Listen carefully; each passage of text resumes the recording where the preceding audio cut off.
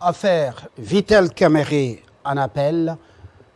Qu'est-ce qui justifie ou que cachent les reports? Aujourd'hui, on nous parle de notre report. C'est que l'audience est projetée au 18 septembre, c'est encore un peu plus loin. Les vraies raisons que cache donc ce report, on en parle avec les invités. Le second sujet, c'est le coup de force au Mali. Vive la France-Afrique. Beaucoup de plaintes, beaucoup de mécontentement sur le continent. Nous allons analyser cette actualité avec les invités déjà ici sur ce plateau. Fumuto Topasanga, Cash, et plutôt FCC. Troisième voix en même temps, Kisombe Tochumani, porte-parole de l'UNC, ville de Kinshasa. Bienvenue. Merci beaucoup, M. Fabien. Et puis, Carlos Mopili, c'est la société civile. Kinshasa également. Et professeur Chi Lumbayi sera avec nous. Lui, il est pour le compte de l'UDPS. On ouvre le débat. On commence avec Fumutoto. Ça devient quand même inquiétant. Vital Kamerhe, le procès en appel, ça prend du temps. On parle, la partie civile dit qu'elle n'a pas été régulièrement saisie. Qu'est-ce qui justifierait, selon vous, ces rapports? Depuis que ça a commencé, nous n'avons cessé de le dire qu'il y avait une autre manière de procéder dans le dossier de 100 jours et dans le procès qui a amené Vital Kamerhe en prison. Nous pouvons comparer des éléments simples. Pendant que nous étions en confinement, il y a eu célérité de son dossier. Et maintenant que nous ne sommes pas en confinement, il y a des reports en report. Ça connote quoi? Ce n'est pas une bonne procédure. Pendant qu'on a vu des nominations et que certains avocats, comment on appelle ça, de partis civiques consorts, ont été récompensés par des nominations. Ça peut connoter quoi? Nous disons que nous voulons un état de droit. Pas dans le simple sens de la magistrature debout de Kinshasa, mais l'état de droit dans le sens de la justice par tous et pour tous en termes d'équilibre social et de production sociale de la justice. Mais alors, si au niveau des alliés politiques, FCC Cash, si au niveau des alliés au sein du Cash, ensemble, entrer, les uns peuvent vous regarder et dire que vraiment la justice pour le dossier de Vital Kamerhe politisé, alors d'où viendra la crédibilité pour le reste des affaires sur les autres? Donc, le premier élément dans l'état de droit, c'est la confiance que les gens ont sur le déroulement de la justice. Même si vous êtes dans la vérité, même si vous faites bien les choses, mais lorsqu'il y a déjà crise de confiance, lorsqu'il y a déjà méfiance de la population, de l'opinion nationale vis-à-vis de cette procédure, vous analysez la chose comme politique. Vous voyez la population, toute la population vous a dit qu'elle est méfiante envers cette justice. Bon, je vous donne un exemple. Pour un cas Rossard Malonda, un groupe de personnes a marché, on a appelé ça le peuple, et puis le dossier Malonda, on doit taire.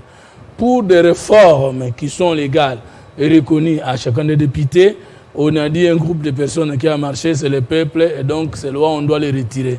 Maintenant, si encore c'est ça le peuple, un groupe de personnes a marché pour demander la libération de Vital Kamerhe, s'il ne peut pas être libéré à cause de la marche du peuple, dites-moi maintenant quelle sera la définition donc, la justice du peuple. Doit la justice doit éviter. C'est une justice qui doit écouter la rue et ne pas dire le droit. Nous, du FCC, nous soutenons la démocratie et les institutions de la République, ça veut dire les cadres légaux et légitimes. Mais lorsqu'il y a une opinion qui pense que tous ceux qui marchent sont appelés peuple pour revendiquer quelque chose contre les institutions établies et que dans le cas de Vital Kamerhe, il y a manifestement des gens qui marchent pour demander sa libération et qu'en lieu et place de cette libération, à l'instar des autres cas, il y a des reports, il y a de quoi s'interroger. Nous quittons la rue. Kisombe Tochumani, c'est Tochumani. Exactement, bien prononcé. Voilà, on risque de massacrer votre nom. On parle justement des honoraires des avocats de la République qui seraient aussi l'une des causes de tous ces reports du procès en appel de Vital Kamerhe. Pourquoi le ministre en charge du budget, qui est de l'UNC, bloque-t-il les honoraires des avocats de la République? Ne nous mettons pas dans des Politique faux de fouillants. l'usure. Ne nous mettons pas dans des faux fouillants. Je pense que tout ce qui est sorti de la bouche de mon frère co-débatteur Fumu Toto a eu un sens pertinent. Lorsque vous tombez maintenant dans ce qu'on appelle soi-disant les paiements, ça, ce sont des considérations que je ne vois pas J'ai être posé soulevées. la question. Non, c'est bien. On dit que c'est parmi vous. les causes de C'est pas ces vous. Je réponds à retards. votre question qui soulève, qui est Le soulevée ministre par du peut-être budget une a partie de bloqué l'opinion. son collègue de la justice, lui a demandé de payer ses avocats de la République. Il dit que c'est trop et il bloque les dossiers. Qu'est-ce qui se cache derrière ce refus? Merci. Je continue à répondre pour dire qu'il n'y a pas refus comme tel. Le ministre du Budget fait un travail en fonction de ce qu'il a dans les réserves, de ce qu'il a dans la ligne budgétaire. Et lorsqu'il prévoit ou il apprécie une dépense, c'est en fonction des réserves de la République. Donc, il n'est pas question ici de considérer une réserve prioritaire à une autre si elle ne l'est pas. Le cas Kamerhe, pour le cas ici de ce 18 septembre, le dernier report en ce jour, je vais rappeler que en appel au deuxième degré, nous avons eu, depuis le 24 juillet normalement, le procès devait avoir lieu, le deuxième report qui a été pour le 7 août et le troisième report de ce 21 pour le 18. Donc nous constatons exactement, je vais prêter un peu les mots de M. Fumu Toto, qu'il y a une autre chose qu'une justice qui voudrait être équitable. Pourquoi lorsqu'il y a eu confinement, il y a eu célérité, et aujourd'hui, on constate autre chose. Si c'était le cas des émoluments ou des paiements des avocats, on l'aurait suscité. Mais je veux rappeler, pour raison de précision, que le ministère public, par le procureur, a soulevé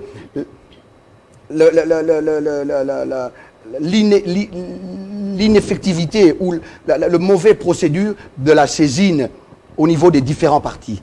Voilà la raison de ce procès. Et nous rappelons simplement que nous avons suivi ce procès. Monsieur Vital Kamerhe, qui n'a eu en aucun moment à gérer un fonds quelconque, le procès a été public et sur des bases des règlements de compte, Monsieur Vital Kamerhe est là où il est. Pour rappeler que ce procès, qui est pour la troisième fois, pour la troisième fois repoussé, reporté, cache des signes, cache des éventualités, cache des réalités que nous avons décriées en son temps. Aujourd'hui, les juges de cette haute cour, qui est la seconde en appel, ont compris et ne peuvent pas continuer à torpiller le droit. Voilà pourquoi il y a peut-être autant de reports, mais nous pensons que nous décrions. De notre côté, il est temps de pouvoir acquitter M. Vital Kamerhe, le libérer, pour qu'il reprenne sa place au sein de la nation. Alors nous, notre rôle n'est pas de faire pression sur les juges. Pas du tout. Pour que Vital Kamerhe passe au purgatoire ou soit innocenté, alors que selon eux, il y a des preuves patentes, donc de détournement. Mais notre souci, c'est donc d'éclairer les téléspectateurs sur les vraies raisons de ces reports. On parle du 18 septembre. À la société civile, quelle est votre lecture personnelle en tant que d'abord juriste? Est-ce que vous êtes d'accord avec Fumu Toto, les politologues, et Tochumani Kisombe? Merci. J'interviens comme société civile et comme défenseur des droits humains. Nous suivons de près parce que nous documentons ce procès depuis le début. Oui, dites aux téléspectateurs, les reports ici, ça doit avoir quelle cause exactement? Bon, selon les raisons des deux anciens précédents reports, je suis étonné que je sois surpris encore qu'on parle encore de reports. Je me dis maintenant, cela doit être justifié comment? Parce que les deux précédents reports étaient justifiés que le parti, les avocats de la République n'étaient pas régulièrement notifiés. Donc c'était une erreur, une faiblesse au niveau du greffe.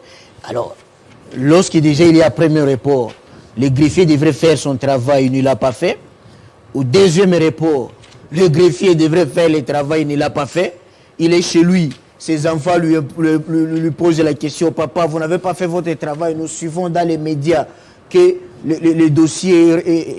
Vous n'étiez pas avec lui dans sa maison pour entendre les questions de ses enfants. On dit la partie civile n'a pas été régulièrement donc saisi. Est-ce que cet argument tient-il debout? Et puis, deuxième affaire, l'affaire des honoraires des avocats de la République. Est-ce que vous êtes au courant, société civile? Est-ce que c'est une raison qui tient la route? Oui, mais c'est pas Ou la raison est purement politique, selon Fumutoto Basanga? Je ne peux pas me prononcer si politique ou pas tranché, parce que le procès est en cours. Ok? Je dois le dire avec réserve et ils ont droit, ils sont des politiques. Mais seulement, si je disais qu'il a suivi, c'est parce que les dossiers des caméras, c'est les dossiers les plus médiatisés. Quand on suit un match, on est fatigué. Mais les procès des caméras, c'est des rares procès qu'on peut suivre à la télé de 9h jusqu'à 22h sans se fatiguer. Alors, mais chez nous, à la société civile, nous disons ceci. Lorsqu'on prend une justice républicaine, ne veut pas dire la répression, rien que pour la répression. Non. Une justice républicaine concilie la répression et le respect des droits de la défense. On peut même dire les droits à la défense, qui est un droit subjectif, et les droits de la défense, qui est un droit objectif. Cela veut dire quoi? Lorsqu'on est en matière pénale et que l'accusé est déjà incarcéré, comme c'est le cas, on demande une célérité pour des raisons de droit de l'homme, de l'accusé. Parce que l'accusé est aussi un être humain, il a ses droits. Et surtout que lorsque l'accusé réclame lui-même qu'il y ait un procès pour qu'il soit acquitté. Deuxième chose, la partie civile, qu'on appelle avocat de la République, c'est quoi? C'est la victime dans un procès qui se joint à l'action du ministère public, qui est l'avocat de la société congolaise, le ministère public. Mais lorsqu'on dit partie civile, je donne un exemple simple et vous allez comprendre. Je viens, je vous vole votre téléphone qui a une valeur de $300.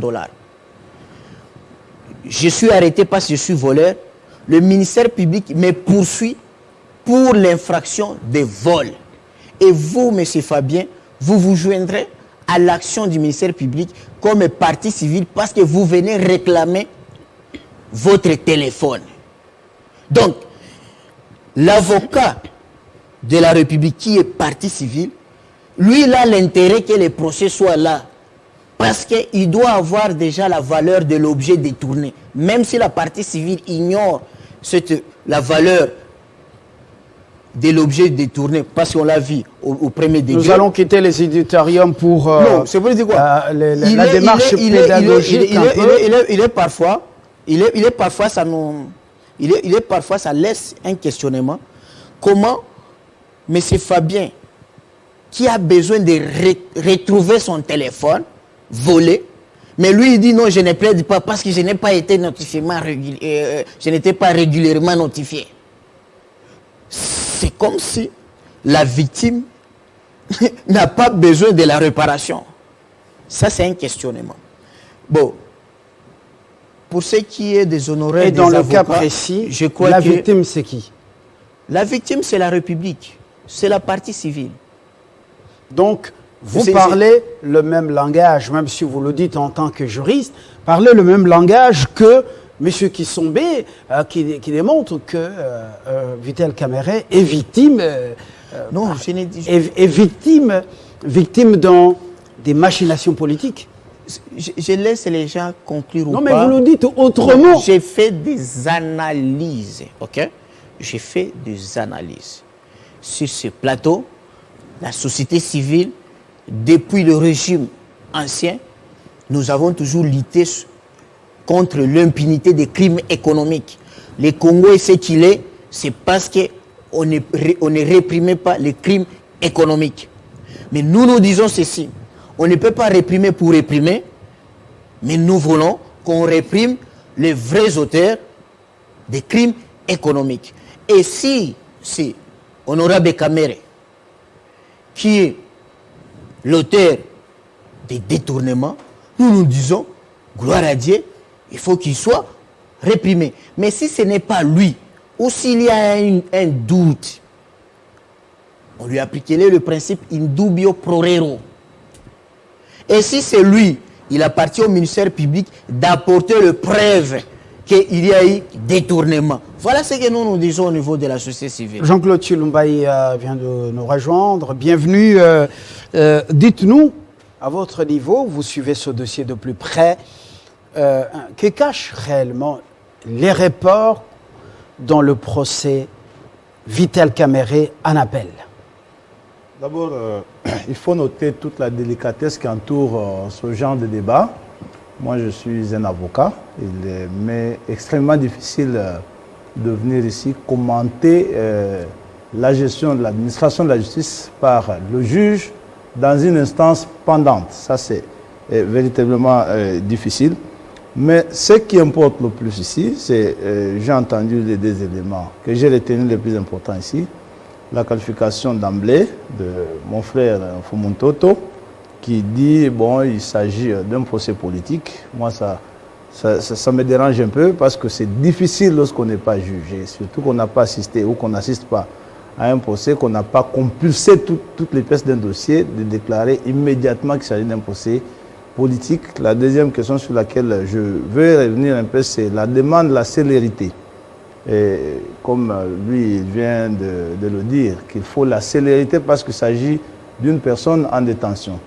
Ce qui est vrai ici, la première erreur, à mon avis, de ce procès avait été celui de l'avoir médiatisé. Je crois que ça n'a servi personne, ni la République, ni le prévenu. De quelle manière? Vital Kamerhe, oui.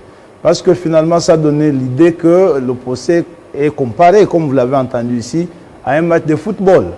Et en tout cas, devant l'écran, même les handicapés tentent de dire ce qu'ils auraient fait si c'était en face du gardien. Voilà un peu ce que ça fait.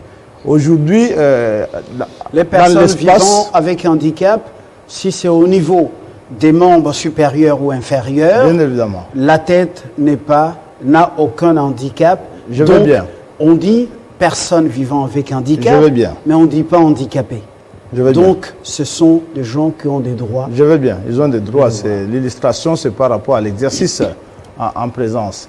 Ici, vous avez vu que dans l'espace d'un seul procès, en tout cas, tous les Congolais sont juristes aujourd'hui. Chacun peut donner un point de vue dans n'importe quel sens. Mais lorsqu'on réclame un procès avec célérité, il faut le noter, ce n'est pas une caractéristique pour la matière en discussion. Il s'agit de la matière pénale. Et là, pour fonction ou pour vocation, de ne pas être expédié de cette manière-là. Parce que ce que le prévenu risque dans un procès pénal est différent, bien différent de ce qu'il peut risquer dans un procès civil. Ici, il est en face de lui. Et il est plutôt en face d'une réalité telle qu'il encourt sa vie, parce que c'est un procès qui peut donner lieu à une condamnation par la peine de mort. Il encourt sa liberté, ça c'est des valeurs fondamentales que l'homme puisse avoir sur cette terre d'homme. Il encourt son honneur et au finish des biens. Parce que vous avez vu que même en première instance, il a été décidé de la confiscation de certains biens. J'imagine qu'il est de l'intérêt de tout le monde, ça c'est mon point de vue, du ministère public, de la République, pas seulement comme parti civil, mais de la République comme structure politique et sociale qui doit garantir son honneur. Parce que tantôt on dirait c'est un procès expéditif, voilà, des condamnations expéditives, ça va poser problème. Et mais ça marchait. En fait, les choses étaient promptement faites pendant la période de l'état d'urgence. Et après la fin de l'état d'urgence, on constate que les choses, c'est à pas des tortues. Et puis, nous allons de report en report. Les dates sont fixées. On arrive justement à échéance. C'est un report. Un report de plus. Aujourd'hui, ça devait s'ouvrir, mais on a reporté pour le 10 septembre. Professeur Chilumbaï, est-ce que, selon vous, réellement, cette affaire déshonoraire des avocats de la République et la partie civile qui dit qu'il n'a pas été saisie régulièrement, est-ce que ces deux raisons tiennent la route si réellement c'est parmi les raisons? Je dois noter qu'il n'y a pas un troisième degré d'appel. C'est le dernier. et les autres voies de recours seraient des voies extraordinaires. Ça signifie qu'il est de l'intérêt du prévenu, j'insiste, de bien préparer le dossier et de l'affronter pour la toute dernière fois, parce que c'est la dernière fois qu'il sera devant le juge dans les faits. Après ce procès en appel, il pourrait aller en cassation, ce n'est plus sur les faits. Mais ici, ce qui importe le plus, c'est quoi? Moi, je dis comme avocat... La partie Caméré la partie Caméré-Jamal, cette partie a dit qu'elle n'était pas prête. S'il vous plaît, je vais là. Moi, je dis comme avocat, je ne connais vraiment pas les raisons pour lesquelles il y a eu encore ce report, que je ne soutiens pas ou que je ne condamne pas, parce que je ne connais pas les raisons pour lesquelles ce report a eu lieu. La question relative aux honoraires des avocats ne devrait pas handicaper le procès en soi, parce qu'on ne peut pas suspendre l'instruction. Le juge n'est pas concerné par ce qui touche. Vous êtes quand même au courant que Mayo bloquerait ça n'a rien à voir avec le procès en cours. La procédure pour les décaissements des honoraires. Ça n'a rien à voir avec le procès en cours. C'est là que je rejoins peut-être exceptionnellement son point de vue lorsqu'il dit ici que le procès oppose le prévenu au ministère public et non la partie civile. La partie civile, elle se greffe au ministère public parce qu'elle attend deux intérêts civils. Mais le procès ici a deux parties principales. Il s'agit du prévenu Vital Caméré et du ministère public. Ce qui implique à mon avis que si les deux parties sont là, il n'y a pas de raison que le procès ne se tienne pas. Mais il se pose un problème de célérité. Parce que vous avez parlé du droit à la défense ici. Le problème de célérité ici, il dépend aussi de la diligence. Nos cours et tribunaux, nous savons comment ça fonctionne. La diligence, elle est toujours de la partie la plus intéressée dans l'affaire. Pour vérifier la régularité de la saisine du juge, moi je crois que dans le cas d'espèce, c'est la partie prévenue qui devrait mettre en place en branle les machines et tous les moyens possibles pour s'assurer que le juge sera régulièrement saisi. Ça se fait comme ça dans notre profession ici et tout le monde le sait. C'est donc la partie diligence qui devrait veiller à ce que les huissiers fassent effectivement son travail, encore que dans ce pays, je le dis, sur un plateau de télévision, encore que dans ce pays, cette diligence implique aussi que c'est vous qui supportez le transport et le déplacement des huissiers. Si ce n'est pas fait, nous avons l'habitude de constater que les significations ne sont pas faites en bonne et due forme. Ça pose problème, nous ne pouvons pas encourager ça. Nous disons qu'il s'agit d'un procès pénal. Il est nécessaire à ce jour que M. Vital Caméré se fasse entendre par un juge. C'est aussi un droit, le droit d'accès au juge dans les conditions requises et les conditions fixées par les lois et les us de notre République, c'est nécessaire. Et là, si ça pose problème en termes de faillite ou de faillibilité de personnes appelées à administrer la justice, et M. Vital Caméré a suffisamment de moyens de droit à sa possession pour devoir se pouvoir. Fumutoto, vous avez une réaction rapide. Rapidement, je voudrais tranquilliser le professeur Chilomba pour lui dire que l'état de droit dans le monde entier, au départ, n'est pas une loi. C'est une option en termes de vision politique d'un homme politique. Je vous contredis en face. Même les droits de la femme, ce n'est pas une économie d'une justice ou d'une loi. C'est une option politique. Et maintenant qu'il doit avoir des garde-fous, c'est maintenant qu'on a des lois. Donc on ne peut pas interdire à un homme politique de mettre un avis sur le déroulement d'un procès qui concerne un acteur politique. S'il vous plaît, j'étais calme quand vous étiez en train de parler. Il a la parole. S'il vous plaît, moi je ne parle pas lingala, s'il vous plaît. Est-ce que je peux parler? Je n'ai pas interdit à M. Fumutoto. Voici, s'il vous plaît, monsieur. J'insiste. C'est un peu de démocratie sur le plateau. Je protège Fumutoto. Je protège Fumutoto. Je protège Fumutoto. Mais ça ne m'intéresse pas comme avocat. Je réponds comme politique, comme scientifique. S'il vous plaît. Voici les mots que vous avez utilisés. Vous avez regretté le fait qu'on a médiatisé ces procès parce que même un simple handicapé est devenu juriste. C'est une insulte, c'est une arrogance. Vous devez retirer cette arrogance. La science n'a plus de barrières aujourd'hui. Vous pouvez être juriste, vous n'avez pas lu. Et vous n'avez pas interdit à notre scientifique de lire et de comprendre. D'ailleurs, la Constitution dit que tout le monde est censé connaître la loi. Tout le monde là, ça suffit les juristes seulement. S'il vous plaît, voici ce que j'ai dit. Je n'ai pas dit ceci. Je n'ai pas dit que le procès est politique. J'ai dit qu'il y a des considérations qui peuvent nous laisser comprendre que le procès est politisé. J'ai donné un argumentaire. La célérité du procès pendant le confinement et des reports répétés pendant qu'il n'y a pas de confinement. Vous pensez que moi je n'ai jamais été accusé? Mais les arguments que je n'ai qu'il a- jamais porté, je me suis jamais, je n'ai jamais. N'individualisez pas les Non, débats. mais parce qu'il Alors, répondait. mais il a eu un argumentaire massu Ouais. qui démontre que le problème n'est pas politique tel que vous le soulignez pour de nous amener dans la rue. Mais alors, est-ce que vous pouvez détrôner son argumentaire Non, avec l'argumentaire, c'est que lorsqu'on parle de procès politique, il y a des caractéristiques mondiales d'un procès politique. Ça concerne qui? L'acteur politique. Ça a des conséquences politiques si l'avenir politique de la personne interpellée. La sérénité par rapport aux autres dossiers. L'enquête de l'IGF est là. Avant cette enquête-là, je crois, des ONG ont dépensé leur départ à déposer des dossiers sur des personnalités politiques. Pourquoi ça ne s'accélère pas?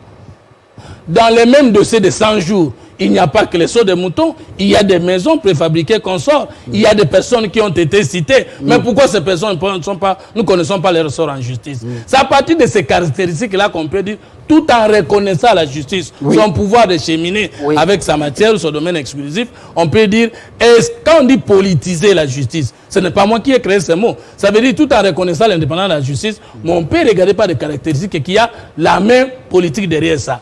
Deuxième élément. une main politique derrière les juges. Mais quand on dit politiser, ça veut dire quoi? Ça veut dire que dans le juge, il y a les politiques qui entrent. Non, vous avez dit ici que non.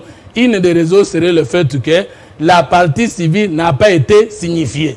N'est-ce pas? Je l'ai dit avec réserve. Non, avec c'est lui, prudence. comme mon frère. C'était la question que je lui ai Alors, posée. tu lui posais la question. Oui. Alors, s'il vous plaît, si la partie civile n'a pas été signifiée, qui a la charge d'appeler l'état de droit de signifier la partie civile pour qu'il y ait sérénité parce qu'il s'agit de la vie de quelqu'un qui est en détention? Est-ce que ce sont les politiciens ou ce sont les officiels ou les usagers de la justice? C'est eux. Troisième élément. Maintenant, mon frère a dit ici qu'il a regretté certains comportements dans le comportement de cette justice-là. Alors, si nous tirons les conséquences en disant, mais pourquoi ce genre de comportement n'arrive que sur le procès Kamere? Est-ce qu'il n'y a pas lieu de dire qu'il y a des connotations politiques derrière ces procès? Alors, dans ces reports, nous allons des reports en reports. Alors, Fumutoto, oui. est-ce que derrière ces reports, il ne se cacherait pas la recherche de certaines voies pour blanchir Kamere et le réhabiliter parce que politiquement, il serait important pour tel ou tel camp? C'était ça mon En introduction, c'est pour dire que moi je 2023, n'ai pas dit je pose la ici, je n'ai question. pas affirmé ici que les procès politiques, dit faut éviter qu'il y ait manque de confiance, que les procès soient considérés politiques. C'est ce que j'ai dit. Manque de confiance entre qui et qui? Mais manque de confiance entre la justice et la population consommatrice de celles-ci, s'il vous plaît. Je vous ai donné des exemples. Pour un cas de députés qui proposent des lois, un groupe de personnes marche sur la rue, on dit le peuple a décidé, on retire. Bon, mais pour vous la avez libération dit, ça devient de la- Kabere, le peuple aussi a ça marché. devient la Donc je répétition. termine en disant ceci. Je pense que s'il y a retard ou des reports pour que finalement les procès Kamere soient gérés avec beaucoup de sagesse pour maintenir des équilibres politiques dans mon pays, je ne peux que le souhaiter. Quelle est cette justice qui doit tenir compte des équilibres politiques? Nous apprenons tous les jours votre réaction, Mimi Angèle, Condé, MLP, vous venez de nous joindre. Je voulais d'abord présenter mes excuses à tous ceux qui nous suivent. Vous savez, gérer les intérêts des privés et Oui, on a les compris, activités on a politiques, compris, voilà. c'est tout un problème. Je voulais dire seulement que vous suivez depuis que j'étais à bord d'un taxi. Et quand je suis arrivé pour prendre parole, j'ai suivi tous les débats qu'il y a eu autour du procès. C'est un procès pénal. Un procès pénal requiert célérité. Premier élément d'un procès pénal. C'est un procès qui requiert célérité. La question de célérité ne dépend pas de la qualité de la personne qui est devant le juge. C'est le législateur lui-même qui a voulu à ce qu'un procès pénal puisse requérir célérité. Deuxièmement, la signification des parties. Mais c'est la procédure quand même. Il faut lire les codes de procédure pénale. Il faut que la personne soit notifiée qu'il doit se présenter tel jour devant les juges. Mais la question qui me revient à l'esprit, parce que nous sommes en train de débattre, le jour qu'il y a eu remise de l'audience de Kamere, est-ce que toutes les parties n'étaient pas présentes? C'est à cette question qu'on doit chercher à répondre. Si toutes les parties n'étaient pas présentes, quoi de plus normal qu'on notifie à l'autre partie, même partie civile soit-elle, lorsque la partie n'est pas notifiée et qu'il s'est présenté à l'audience, le juge doit lui poser la question s'il veut comparaître volontairement. Lorsque la personne refuse de comparaître volontairement, le juge est lié et doit remettre l'affaire pour que la personne soit notifiée régulièrement. Première des choses, là, il n'y a pas de questions politiques, c'est question de procédure. On recherche des voies pour blanchir Vital Kamerhe, je ne pense pas. Les juges ne peuvent pas être dans la logique de blanchir quelqu'un. Lorsqu'on est devant le juge, on est prévenu. Il y a telle prévention qui sont mises à votre charge. C'est un procès politique qu'on soutient dans un Ce n'est pas un procès politique, d'autant plus qu'il s'agit des questions d'argent. Et ce qui étonne au Congo aujourd'hui, il y a des millions, nous avons des millionnaires congolais, mais pour des raisons qu'on n'arrive pas à élucider, les gens veulent nous mener dans les champs d'un procès politique.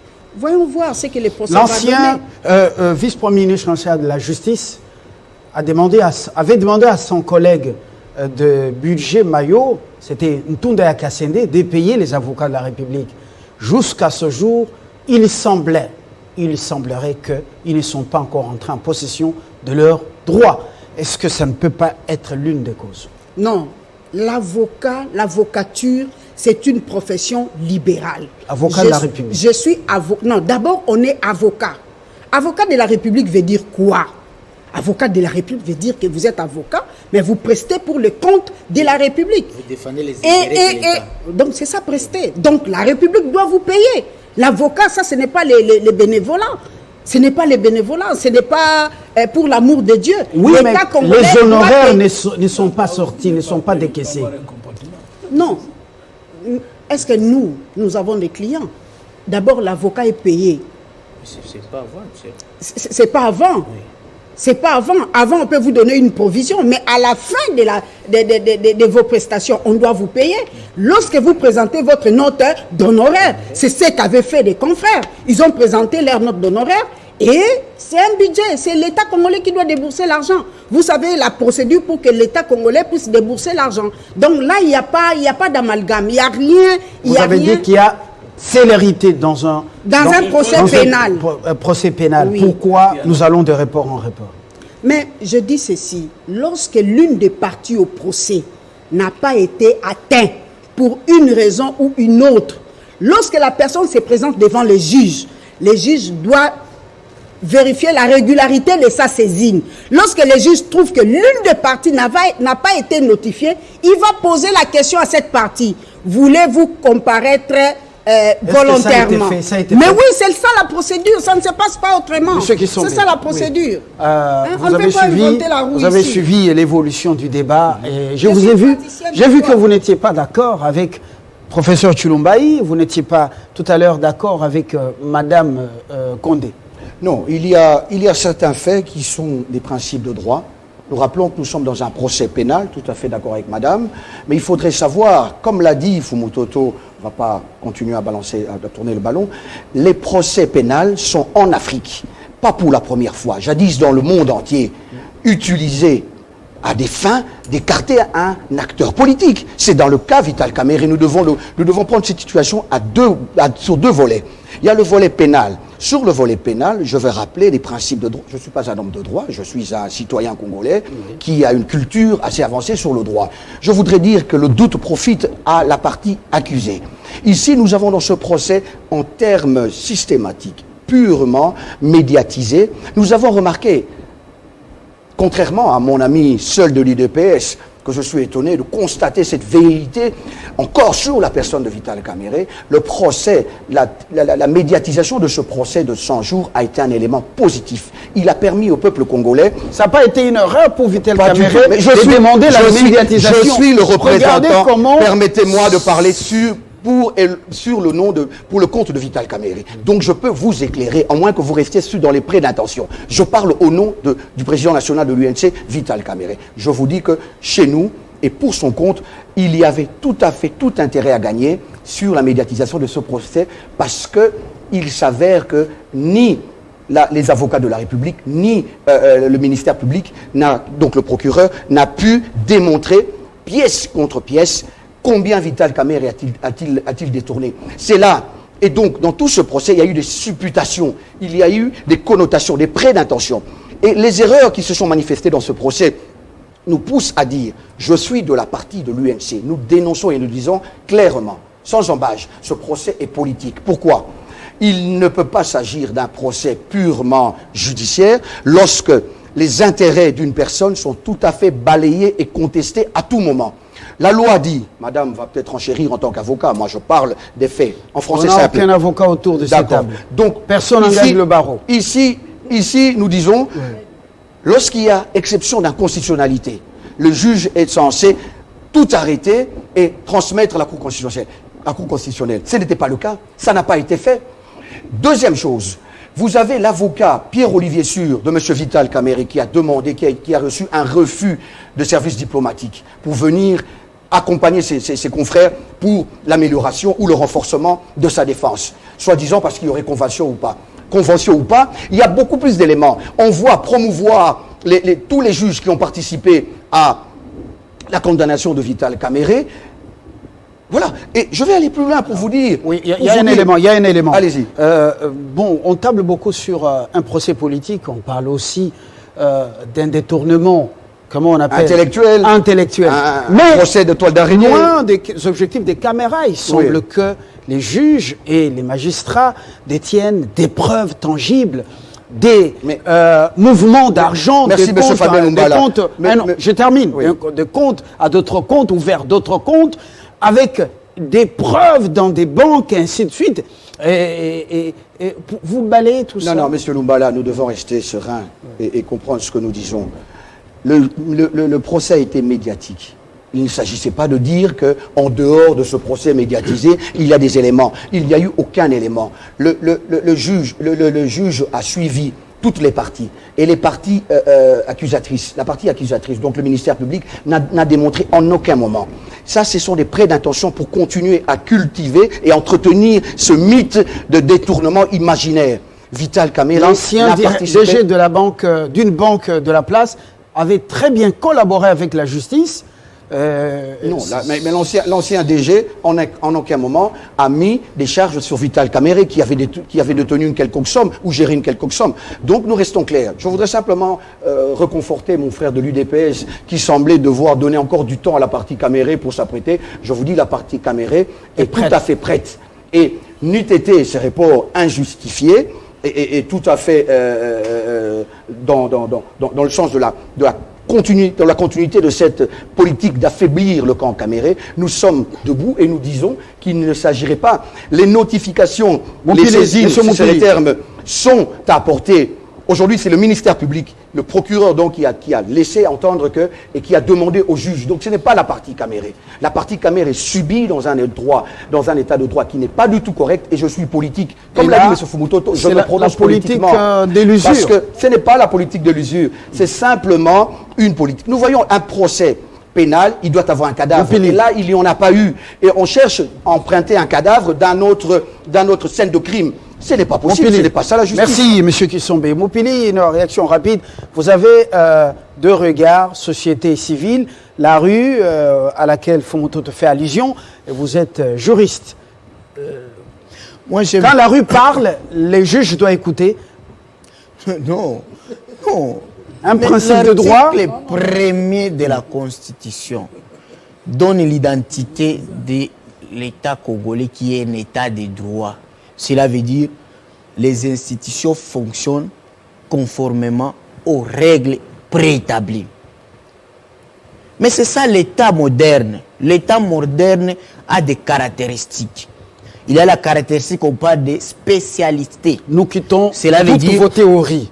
Nous allons dans la praxis. Oui, c'est ça le praxis. Tous ces reports, ça dénote des manœuvres du pouvoir en place contre un allié de taille qui disait qu'il co-gérait la République avec le président de la République.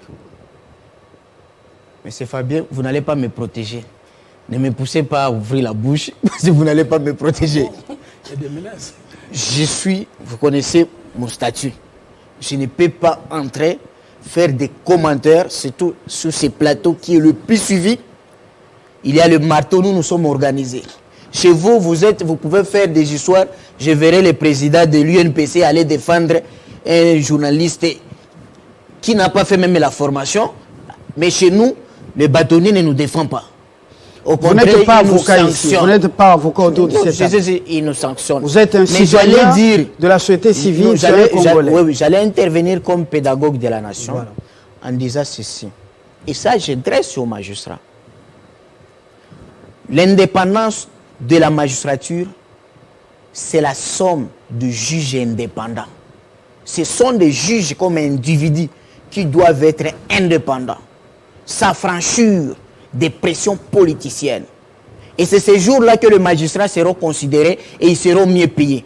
Mais tant qu'ils se comportent en ayant peur, téléphone, jardinier de tel, du cabinet tel, on ne les respectera jamais. Et la justice est rendue au nom du peuple congolais. Ça, c'est la Constitution qui le dit. Cela veut dire quoi? Toute erreur judiciaire rend coupable tout le peuple congolais. C'est le moment que le juge doit dire à celui qui l'appelle au téléphone: mais si vous voulez que je commette l'erreur judiciaire, vous voulez rendre coupable votre pasteur, votre parent, vous avez les preuves de ces appels. Les preuves de ces appels que reçoivent le juge. Je dis, il y a eu état généraux de la justice ici sous le ministre de la Justice, Alexis Ntambo Mwamba. Les choses ont évolué, nous sommes sous un autre régime. Ok, merci. Il ne faut pas généraliser. C'est un conseil que je donne aux magistrats. C'est la seule institution politique qui, pour y entrer, il faut avoir au minimum un diplôme de licence des droits. D'autres institutions, Parlement, vous pouvez aller suppléant, même D6, même D4, vous pouvez y arriver. Vous aimez beaucoup les diplômes. Mais les diplômes, c'est la présomption de ça connaissance. Montre la souffrance. Le terrain est là. Il y a un parcours. Le camp Kamer dit qu'il est prêt. Mais pourquoi de l'autre côté, nous allons de report en report? Ils se plaignent. Je dis, je ne vais pas commenter parce que peut-être... C'est une bataille. Je ne vais pas commenter ou supposer que peut-être le ministère public est en train de chercher, de rechercher des preuves et tout. Je ne peux pas entrer dans tout ça.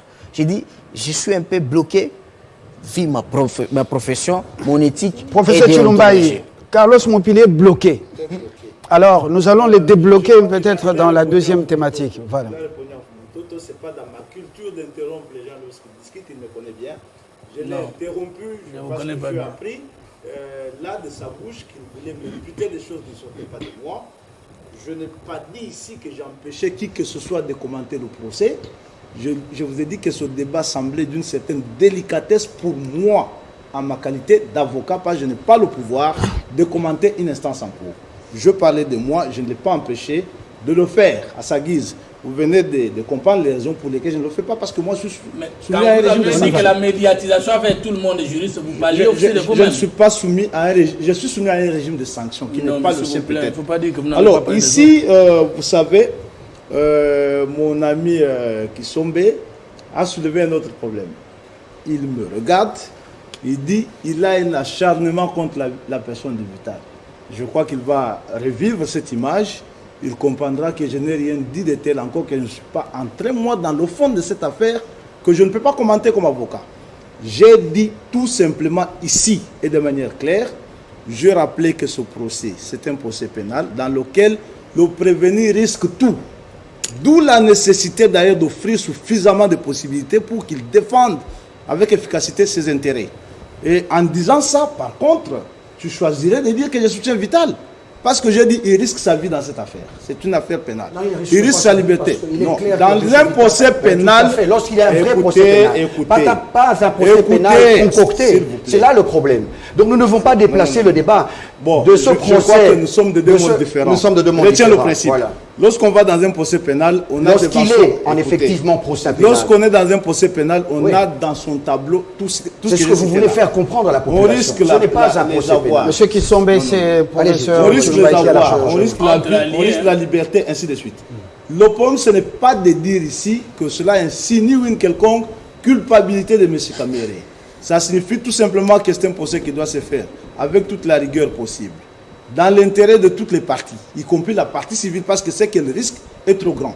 Je n'ai pas dit. Vous pensez dire quelque chose de nouveau, mais ça c'est connu. Voilà, comme c'est connu, Mais tu vous peux pas orientez dire votre que analyse le fait dans que le je sens dise ça. d'affaiblir Non, la non, non, Je vais non, le non. laisser un peu parler. Dans monsieur cette même Kissembe. analyse, Mais, allez-y. dans cette même analyse, je rappelais Mon ici ami que de ce l'UDPS. procès, contrairement à ce que moi j'ai appris autour de cette Mon table, ami de l'UDPS. j'ai appris dans cette même analyse. Revenez au bon sentiment. Monsieur Kissembe, Je...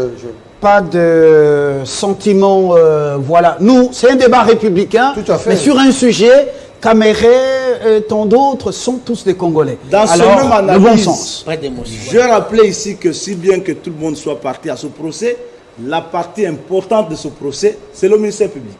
Parce que c'est lui qui accuse, c'est lui qui a trait le prévenu devant le juge. Et j'estime donc, je l'ai dit, qu'il n'y ait pas de raisons suffisantes pour que les failles de la partie civile aient des implications certaines sur le procès. Je l'ai dit, je crois qu'il ne m'a pas suivi, il va aller lire les images. Ici, ce que je voulais dire, c'est que ce procès-là, c'est un procès pénal, il est inquisitorial. Le juge, en réalité, Ça ne signifie décide quoi pas. pour ceux qui n'ont pas Le fait juge, le en droit? réalité, ne décide pas sur base des pièces que présentent les parties, qui ne sont que des éléments de renseignement. Le juge pénal, c'est un juge actif. Il peut trouver des éléments de preuve ailleurs que dans les pièces présentées par les parties. Et cela nécessite, parce qu'il instruit à charge et à décharge, nécessite qu'il aille trouver même des preuves de blanchiment de la personne qui est accusée. C'est tout à fait normal. Et que si le juge estime qu'il a des informations supplémentaires à chercher et qu'il enquête sur la matière donnée, moi, je suis avocat, j'ai dit que je ne peux pas commenter son comportement. Mais j'ai rappelé ici une pratique, et ça, il faut le retenir, que lorsque nous allons, nous, dans les cours des tribunaux en République démocratique du Congo, ça n'a pas commencé aujourd'hui, la signification des exploits de justice se fait sur diligence de la partie la plus intéressée. Ça signifie, j'ai dit, écoutez, s'il vous plaît. Je posais ma question dans Oui, l'état Elle de oui, se droit. fait ça se sur passe comme diligence ça. de la Dans l'état de partie. droit. On vous Oui, donne ce qui se de la passe. partie la Ça, plus c'est la intéressée. Ah, c'est Ça la signifie C'est ça l'état de que... droit. S'il vous plaît. Pourquoi vous l'interrompez? Il est en train... La partie la plus intéressée qui fait diligence, mais la même S'il loi vous plaît, continue à bloquer. s'il vous Qu'est-ce que plaît. faites à ce Alors, moment-là? finalement, je peux dire que M. Kissembe est le confrère, il est co-animateur ici. Merci, confrère. Merci, confrère. Alors, Continuez. Moi, je n'ai pas demandé ici qu'on donne du temps à M. Vital Kamerhe. En tout cas, il va suivre l'image. Mon frère Moutoto, pour terminer par vous, j'ai dit ici que l'interprétation que vous faites de l'état de droit, la théorie que vous donnez, d'abord je vous informe, parce que vous le rappelez trop, je suis politologue moi. J'ai un doctorat en sciences politiques, en dehors du fait que j'ai étudié le droit. C'est pour... Non, vous me rappelez tout le temps que vous êtes politologue. Moi, j'ai dit politologue. Non, non, vous me l'avez rappelé ici. Moi, j'ai dit si Je politologue. vous informe, tenez-le désormais. J'ai un doctorat Ce sont des en arriérés sciences des débats politiques. que vous avez. Et l'important, si j'enseigne à l'université, c'est exactement grâce à mon doctorat en sciences politiques. Je suis juriste, je suis L'état de avocat. droit, Ça, c'est le- quoi? C'était bien. pour te rappeler. En C'est-à-dire sciences les politiques. théories que tu m'amènes ici. Bon, nous je ne t'ai nous pas dit quittons moi maintenant. ici que l'état de droit, c'est une loi. Fabien, Il faut ils ont éviter parlé. ça. Monsieur Ça Tulumbaï, doit merci faire beaucoup. réagir. Merci beaucoup. Nous risquons de sortir. Je n'ai pas compris. Nous savons que nous avons une république des professeurs docteurs. Je n'ai pas Je vais compris. réagir sur les Je n'ai pas concrets. compris. Mais ce n'est pas. Sur- Alors, pour dire que le peuple a marché dans une affaire de désignation du président de la CENI, on a retiré. Il veut insinuer que chaque fois que le peuple marchera, qu'on retire, y compris lorsqu'il faut que le peuple dise à la justice de Mimi ne Angèle. pas faire son travail. C'est très Mimi grave. Angèle. Merci beaucoup. Mimi Angèle. C'est mon temps de parole. Mimi Angèle. Je voulais seulement éclairer ceux qui nous suivent. Oui. Qu'un procès, c'est une bataille judiciaire. Dans ces batailles, quand vous allez dans un procès, chacune des parties afflûte ses armes et ses stratégies Et ça demande pour du temps. atteindre l'objectif qu'il s'est assigné. Et ça demande du temps. La partie Et tous ces accusateur, rapports. la partie La accusateur, bataille. c'est les ministères publics. Les ministères publics, c'est lui qui a accusé M. Vital Kamerhe. En tant que tel, il doit réunir les moyens de preuve pour réellement atteindre son objectif qui est la condamnation de Vital Kamerhe. Vital Kamerhe, en tant que prévenu, quand il se présente dans un procès, lui ne vient pas pour être condamné. Lui aussi afflûte ses armes pour que le juge qui est l'arbitre ne puisse pas lui condamner. La partie civile, lui, Donc on doit quitter la rue et ces manifestations pour rester mais c'est dans Fabien, la bataille en juridique. matière de C'est droit, ça. en matière judiciaire, Ouais. le juge n'a pour repère, pour boussole, que la loi et sa propre conscience.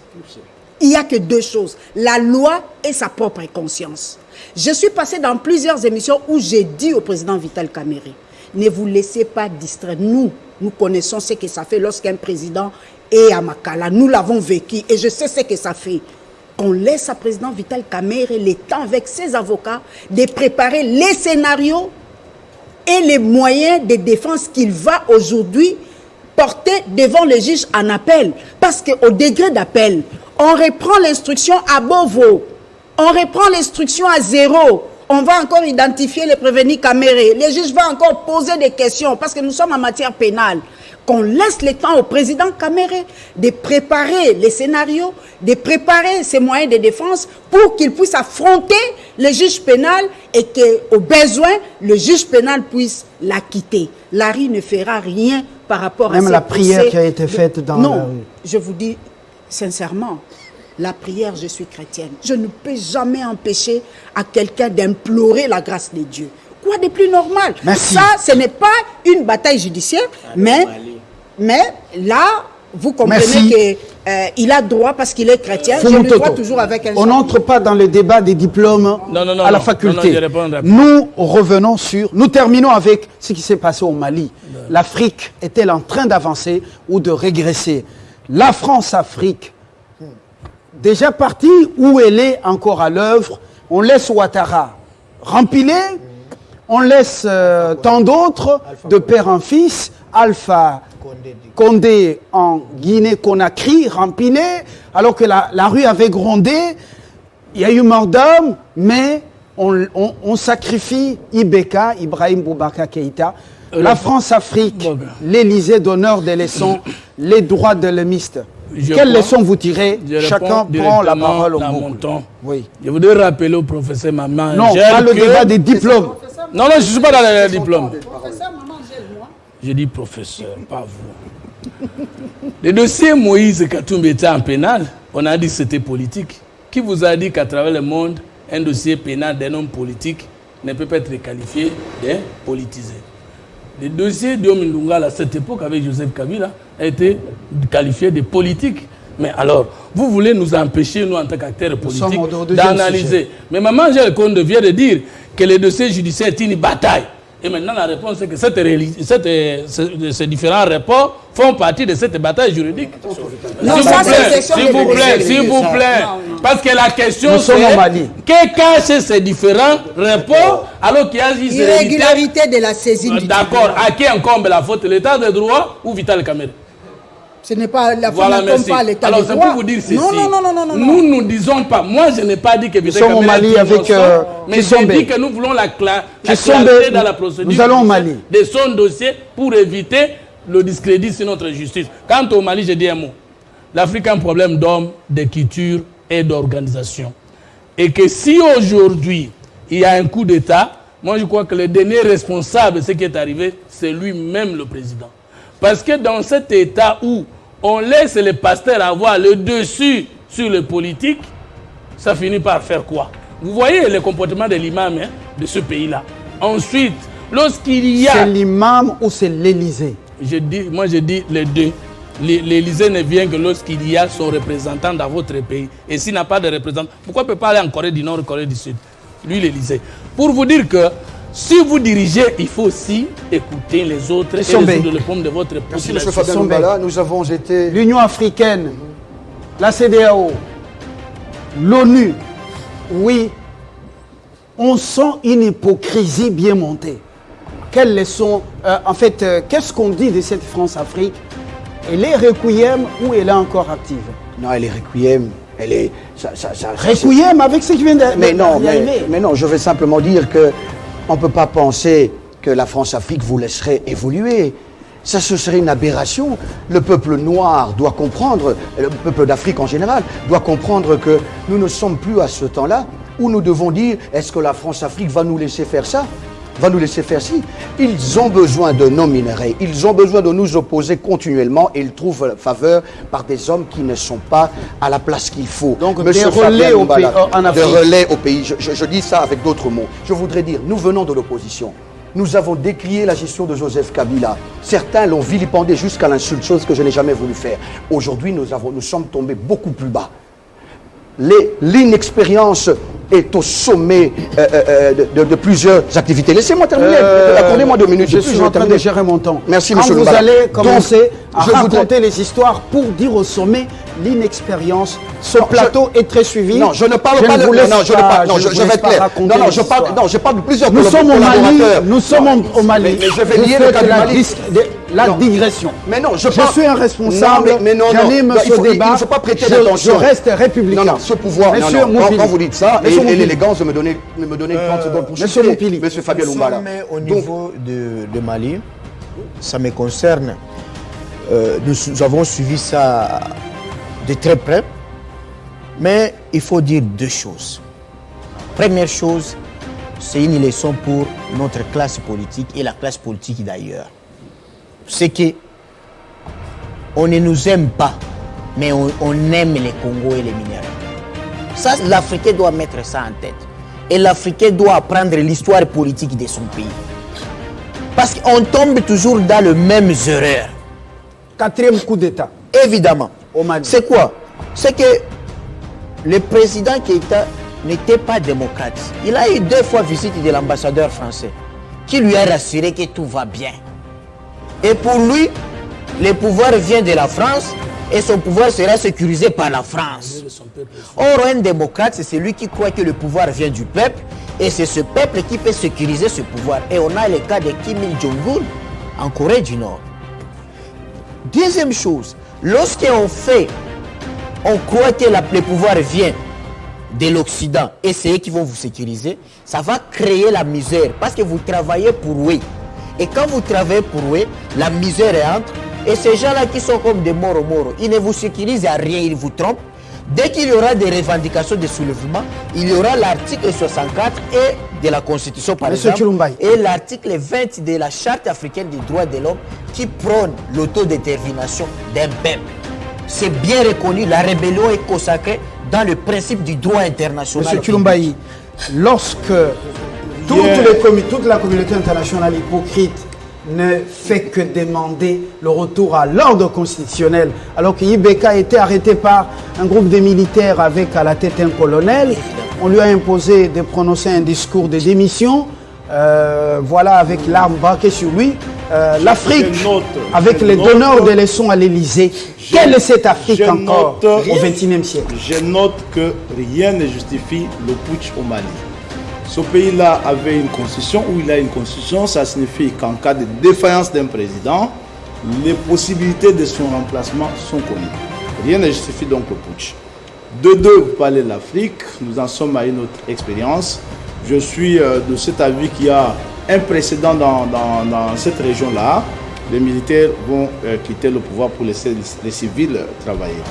La France que l'on évoque ici, moi ça me gêne souvent. La France fait ce qu'elle doit faire, ce qu'un État sérieux doit faire. La France n'a pas d'amis. Vous l'appelez État sérieux? Un État sérieux ne fait que ça. La France n'a pas d'amis, elle n'a que des intérêts. Ça signifie... Il faut la chasser de l'Afrique, la France. Ça signifie, ce n'est pas elle qui va se chasser. La France sera chassée par les Africains. Lorsque vous aurez appris à rendre sérieuses vos écoles et que vous aurez formé des gens compétents, lorsque vous apprendrez à rendre sérieuses vos universités, lorsque vous apprenez à rendre sérieuses et à respecter vos lois, la France va partir de... Mimi Angèle, la France a envoyé des militaires au Mali, dans le Nord, incapables de mettre fin au terrorisme, pas découverte des minéraux, Ibeka, coup d'État. Finalement, Macron a ses clients en Afrique. Il a aussi des gens qu'il a sacrifiés au profit de qui, ce colonel ou qui encore. Alors finalement, est-ce qu'il ne faut pas une révolution à l'africaine? Nous tous, on chasse ces nouveaux maîtres. Je crois qu'il faut une révolution de bon sens. Il faut que les Africains, les dirigeants africains, aient le courage de s'approprier leur destin. C'est la fragilité même de la démocratie, M. Fabien. C'est la fragilité de la démocratie. Nous, on ne peut que condamner ce qui s'est passé au Mali. Ce n'est pas la population qui a fait en sorte que le président puisse partir. Mais c'est un coup de force. L'armée fait partie de la population. Non, non. Mais qu'est-ce que les opposants ont dit? Non. L'armée a fait un coup de force. C'est un coup d'État. Or, il y a des institutions. Il y a des institutions. Il y a des institutions. Qu'est-ce que nous n'avons pas vécu ici au Congo? Je prends le cas du Congo ici, notre pays. Lorsque Kabila était au pouvoir, est-ce qu'au Congo, nous avons toléré à ce qu'il y ait un coup de force? Pourquoi au Congo, on a dit plus jamais l'accession à la magistrature suprême du pays doit se faire par la voie des armes? Et moi, en tant que nationaliste, je ne peux que condamner ce qui s'est passé au Mali. On ne peut pas accepter. Ça, c'est un recul de la démocratie. Très bien. Il faut que le débat soit dans un cadre institutionnel, que la population arrive à se battre et qu'on pousse ces chefs de l'État à organiser les élections pour qu'il y ait un successeur. Merci beaucoup. C'est ça, c'est que nous Merci. proposons. Mais pas des coups de force. L'Afrique, on a vu ça dans notre pays. Nous devons faire Oui. Regardez, s'il vous plaît, je vous retire la parole. J'ai des annonces, monsieur Kissombe. Alors, vous comprenez que partout, bon, aller en Centrafrique, c'est le grand village. Gabon, avec tout ce qu'il y a comme richesse forestière et le pétrole, c'est encore le grand village. Allez, même au Mali, Bamako, ce n'est pas une grande capitale. La France, vous faites la honte. Je crois que l'Africain doit se réveiller. C'est pour cette raison que... Merci. Cash. Les États-Unis font la FCC, vous avez intérêt à protéger ce pays et travailler pour le bien de ce pays. Au-delà de vos divisions. Au-delà de vos divisions. Ils viennent s'ingérer dans la gestion. À très bientôt. Merci.